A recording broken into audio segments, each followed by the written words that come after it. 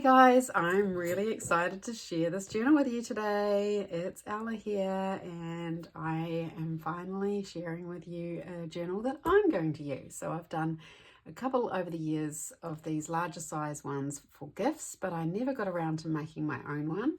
And I'm really excited to start this style of memory keeping. That's what I'm going to use it for.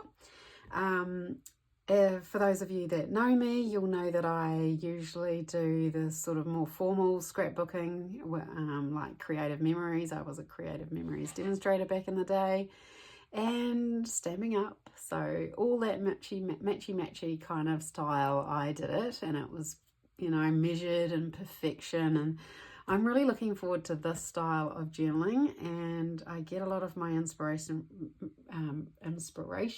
from Johanna Cloth, and I'll link her channel in the description box below, but I'm sure you've heard of her because she's huge. And there's also a lovely girl that I've been following lately, and her name is Emma. I think it's Emma Duran's. I will link her channel too. I love her style too.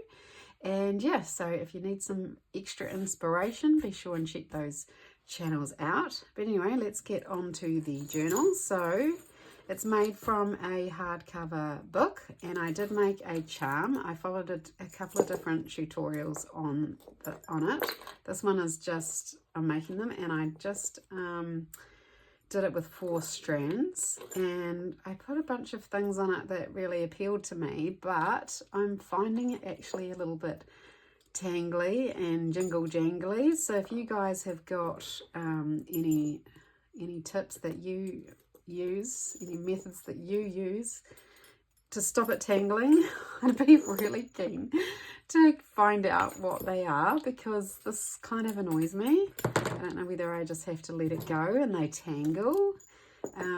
What's your advice? Give me your thoughts. I would really love to know, because I like this dangle, but I think I'm going to have to take it off and use something a bit more simple, because I don't really like how it jingle jangles. Anyway, tell me what you think. Anyway, so on the 4 strands, I've just got some beads tied with a knot, and then a little jingle jangle that was off, a little bell, that was off chocolate, one of those Lindt bunny rabbit chocolates at Easter time. And then we've got some buttons stacked here. This is off a necklace I used to wear a long time ago. Piece of pawa shell.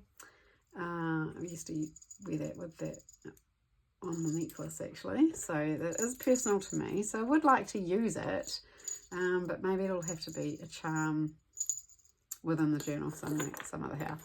And then this is a vintage spoon that I've tied on, one of those souvenir spoons, and it says love never fails, and it's really old and grungy, which is cool. Just some buttons, a Tim Holtz charm that says lucky, and I'm always saying how lucky we are, just all the time. Me and my husband say how lucky we are every time we do anything, have any adventures, we talk about how lucky we are, so that's something that is nice for the journal. This is a metal butterfly, that's part of what's making that jangly, I think, the bell and that, and yeah, and then some more lovely beads, and then this is a key. Doesn't fit any of our locks, so it must have been from our old house. There's a teapot button and some more beads, and I don't know whether it's because they're not heavy enough or whatever, but it's just really tangling. Every time I leave it, it's tangling. So I made it removable, so I may remove remove that one and put something more simple. And the other day I found in the junk shop, I found this lovely necklace, and I thought if I just shorten the chain on that, that'll just be a super simple, lovely dangle that will go nicely with the journal.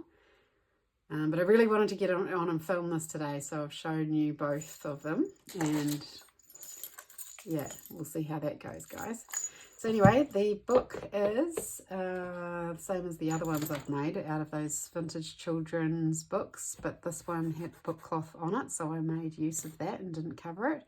So it measures 11, it's just over 11, so 11 maybe in a quarter, and then 8 wide. And then I made the spine really big, so jingle jangle.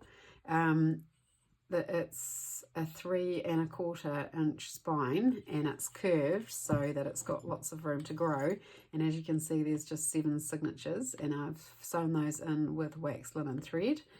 And then on the back is the same book cloth cover, and I have gone round that with my favourite metallic wax by Prima, and I've just gone through that and then just rubbed with my fingers in patches.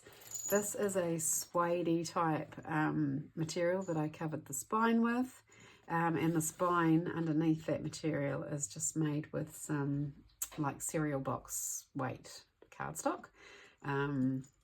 It was probably off the back of a notepad or something like that I have kept. And then covered that and then trimmed that with some lovely lace.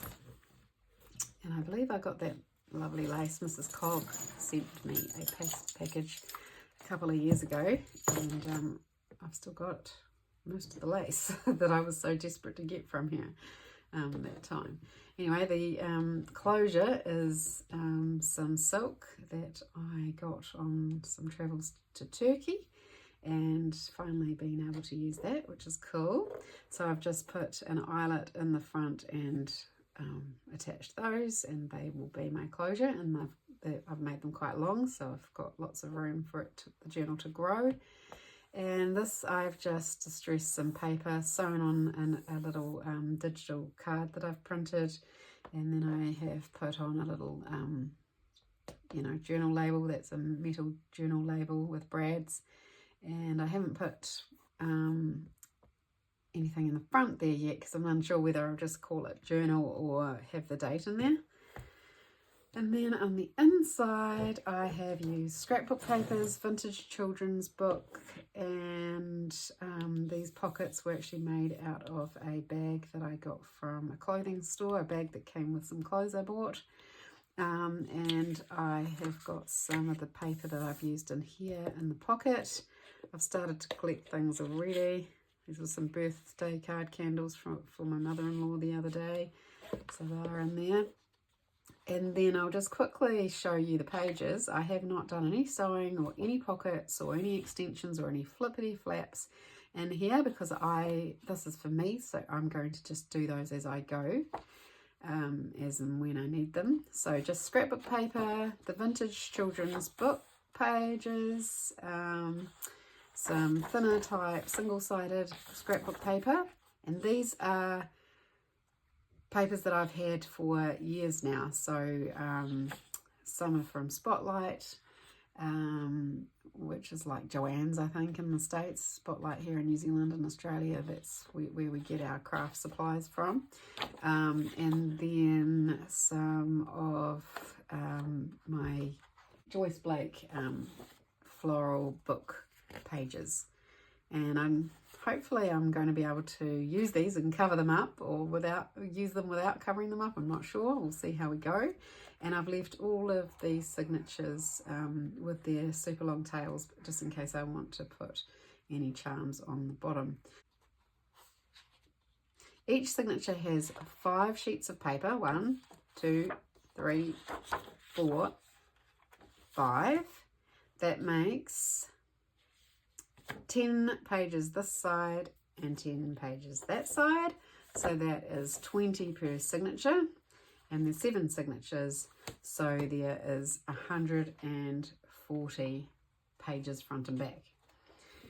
Now I'll just quickly flip through the rest in case you want to see all the pages that I have used. They look really pretty, but I'll speed it up now.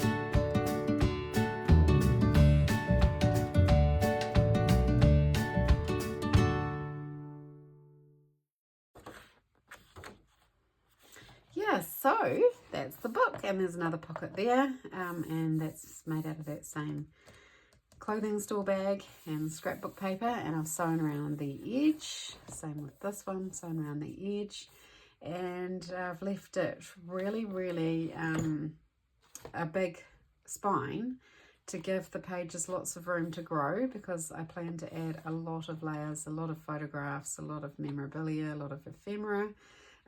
So I want this book to grow, and yeah, this is my first one in this style, so I'll see how that goes. It may end up being too heavy, but I wanted the amount of pages without, you know, getting that alligator mouth. So I've left heaps of room between the signatures to give me that flexibility. So I'll show you the spine that I've kept, because I want to make some embellishments out of these embossed words. I tried embossing here with a little bee, but it didn't really work, so I left that. And then that says 365 Animal Stories by Hamelin, and that was the spine, and it's only 3/4 of an inch wide. So I've made it super big, and the spine was really faded. I didn't do anything to this cover, I just left it as it was, but the pages, what do you call it, the front cover was not as faded as the spine piece, because that's what gets exposed when you have got books on shelves. So yeah, I think this will go nicely if I do something with those, so I'll keep that spare.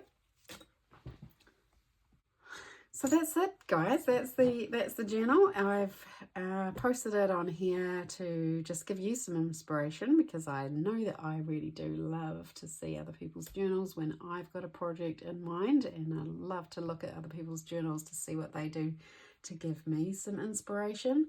As I said, I think I've got a couple of people that I am looking at a lot right now for inspiration for this type of memory keeping type scrapbook journal, so I'll put those channel links in the description box below. And if you do want to see how this journal gets filled, be sure to subscribe and hit that notification bell. And if you just want to give this video a like, if you did like it, that'll be super helpful to me, because that will just let me know that you liked the video and that I did an okay job. That'll be great. Thank you so much, guys, and I'll see you in the next video. Bye.